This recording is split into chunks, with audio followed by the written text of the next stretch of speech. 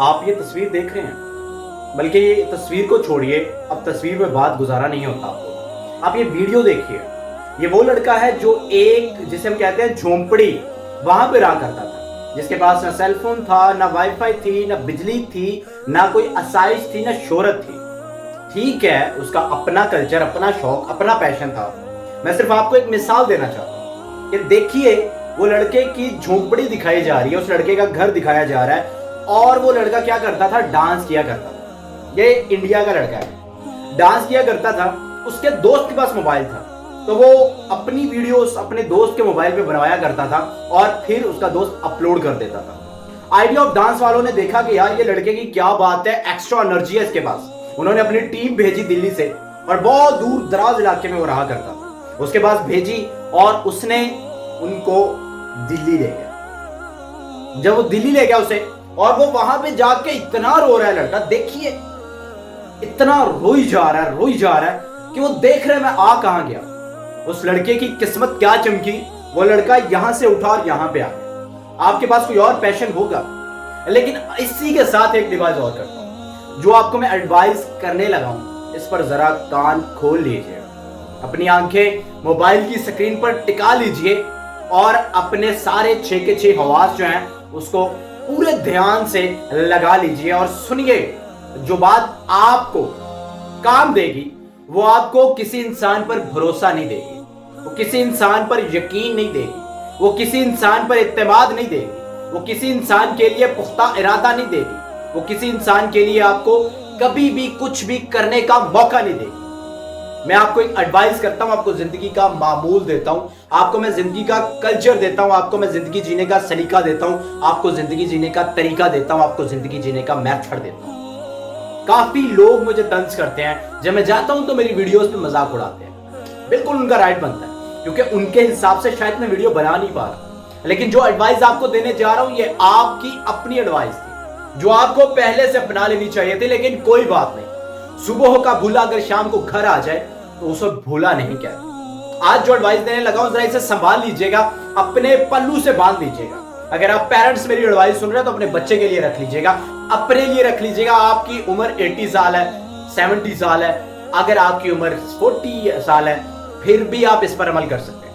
آپ کے پاس ایک سانس باقی ہے تو آپ پھر بھی اس پر عمل کر سکتے ہیں۔ آپ سے کوئی غلطی ہوئی، کوئی گناہ ہوا، کوئی خطا ہوئی، آپ پھر بھی اس پر عمل کر سکتے ہیں۔ آپ بہت نیک، پرہیزگار، حاجی، فریضی، روزے دار اور آپ بڑے عبادت گزار ہیں، پھر بھی آپ اس پر عمل کر سکتے ہیں۔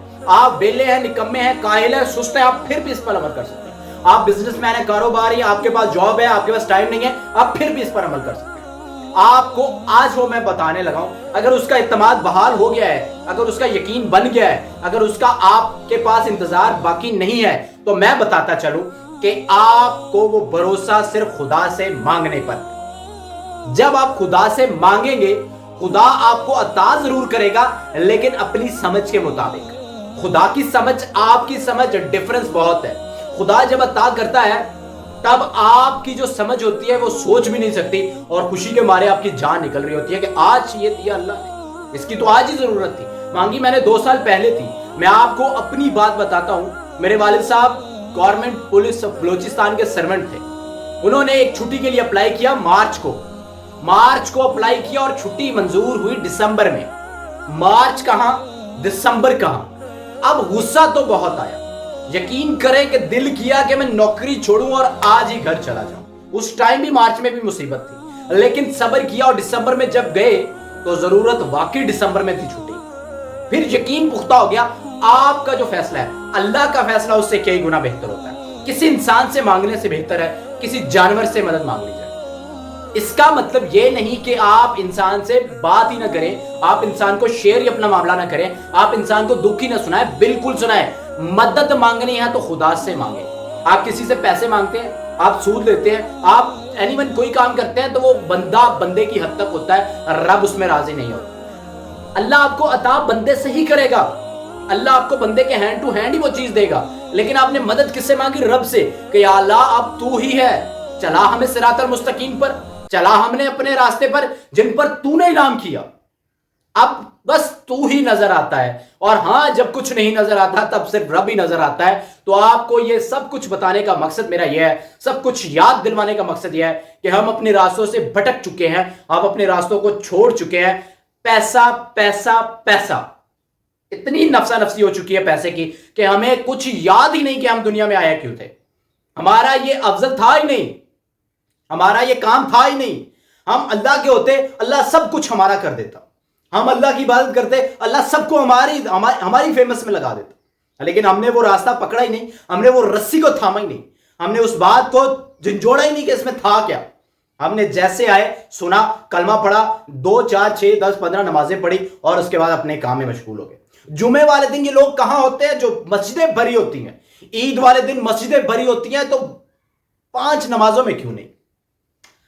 ہمارے لیے افسوسناک بات ہے۔ جہاں تک میں سمجھا سکا، سمجھ سکے، لے سکا، دے سکا، سنا سکا، سن سکا، عمل کر سکا یا عمل کروا سکا، اس میں اللہ تعالیٰ قبول عطا فرمائے۔ جو میرے لفظ تھے میرے اپنے تھے، اللہ اس میں کمی بیشی کوتاہی معاف فرمائے، اور آپ کو مجھے یقین اور عمل کرنے کی توفیق عطا فرمائے۔ ملیں گے انشاءاللہ پھر کسی نیکسٹ ویڈیو میں، اور اسی طرح اسی موٹیویشن اور اسی طرح انسپائریشن ویڈیوز آپ تک پہنچاؤں گا، اور آپ کو تصویروں اور ویڈیوز سے بھی دکھاؤں گا۔ انشاءاللہ ملتے ہیں پھر کسی نیکسٹ ویڈیو میں۔ السلام علیکم۔